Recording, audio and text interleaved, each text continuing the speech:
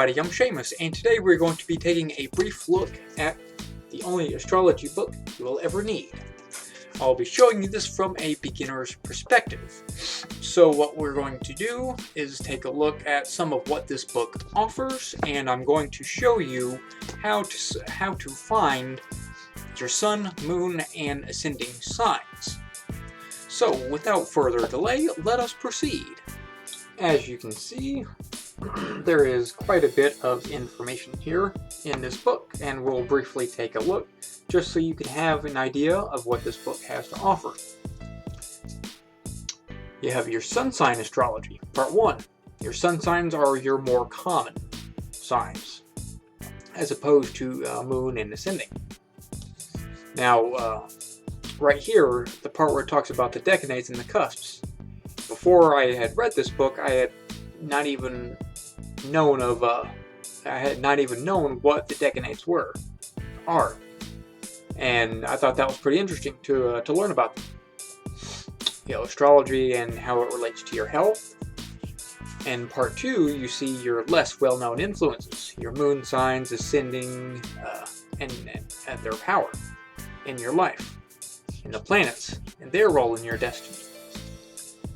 You have your part 3, understanding astrology, the houses, how to interpret your horoscope, or how to construct your birth chart. The two terms are used interchangeably, horoscope and birth chart. And it talks about, in part 4, the history of astrology, which is very interesting. I find it interesting anyway. The zodiac, the legend behind each sign. Part 5, astrology in our time. Excuse me, bear with me here. Part 6, an astrologer's lexicon, and basically it's a dictionary of astrological terms, or terms that are more familiar to the astrologer as opposed to the common man, or one who is not as familiar with astrology as one who has studied it. And you have your astrological tables, part 7.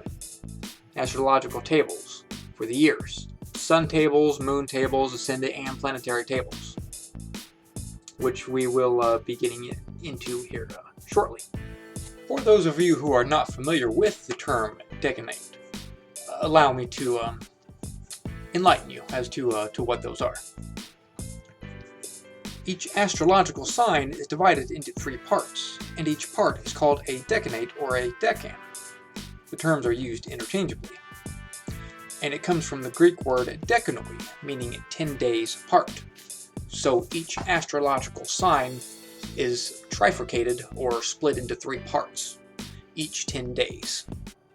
This section here, the story of astrology, I found to be very interesting as one who is new to the subject. So allow me to read just a little bit of the history here. The study of the sun, moon, stars, eclipses, day and night began well before recorded history. There are reindeer bones and tusks of mammoth from the Ice Age that have notches carved on them picturing the faces of the moon.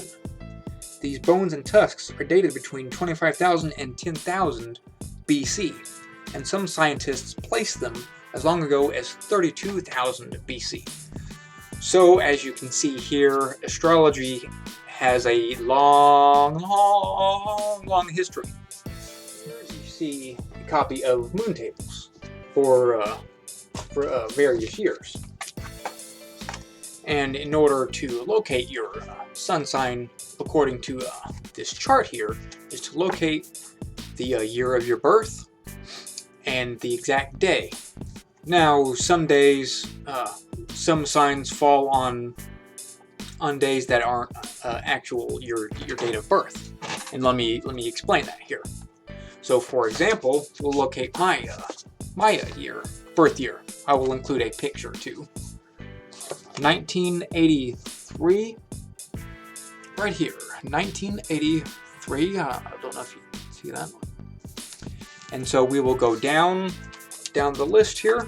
October 30th, 1983 to be exact.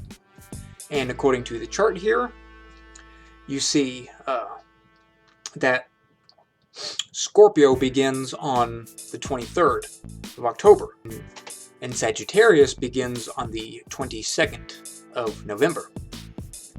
So, since Scorpio begins on the 23rd of October, and Sagittarius begins on the 22nd of November, my sun sign would therefore be Scorpio, since the 30th is between October 23rd and November 22nd. And here is a look at the moon tables. Now, moon signs aren't as commonly known amongst some people, and when you consider that the moon sign reflects a part of your personality that isn't as easily visible as personality of a sun sign, then it kind of makes sense. Moon signs are kind of hidden, but not, intentionally hidden, if that makes any sense. So let us look at a moon chart for my moon sign here. 1983, October 30th. So in order to locate your moon sign according to these charts here, is to locate your birth and locate the column for your birth month, then locate the day. So mine here, as you can see here and in the picture that I will be showing you, it's in Virgo. Moon is in Virgo. So my moon sign is in Virgo because I was born on the 30th, and then Virgo was the sign at the time. So as far as finding your ascending sign, there are two different ways of going about it. One, you have a shortcut method, which I will show you. To note, in order to find your exact ascending sign, you will need to know the exact time of your birth. If you know generally around the time you were born, you'll be able to find your approximate ascending sign. So I'll show you this shortcut method here of approximating your ascendant. So in order to approximate your ascending sign, you can use this shortcut method here. We'll locate the approximate time of your birth, and then, like for example here, I was born at around 3 in the morning, and so my sign would be right here, my time. And so your sun sign, you would follow each sign after that would be a section here of this circle, and you'd be moving counterclockwise and going back all the way to the last sign that precedes it. So basically, following the order of the zodiac, where you are on the circle, where your sun sign is on the circle here. So locate or determine your time or your approximate time of birth, and mark it on this one of the sections here, and then follow it all the way around in order of each of the zodiacs. And then the sign that precedes your sun sign basically is an approximation. So following this, using this, born around 3 in the morning. So mine would be in the section 2 here. I would go all the way around. Here would be my ascending sign, which the sign that comes before that would be Libra. So my approximation would be Libra, approximate ascending sign. Now to note, the following method will give you a simple way of finding your ascendant. Keep in mind that the shortcut method is a gauge that does not allow for differences in latitude at the place you are born, time changes, etc. Nor does it give you the degree of your sign. Well, there you have it. A brief look at the only astrology book that you'll ever need by Joanne Martine Woolfolk. As a beginner, I find this book extremely useful. It contains so much knowledge to get you on the path to understanding the subject. There is a lot. This book covers a lot. It is perfect for beginners. And You know, even the seasoned astrologer, one who has been studying it for years, one who knows it, may still even find some useful things, even if he or she wishes to brush up on their knowledge. Yeah, good book. I highly recommend it.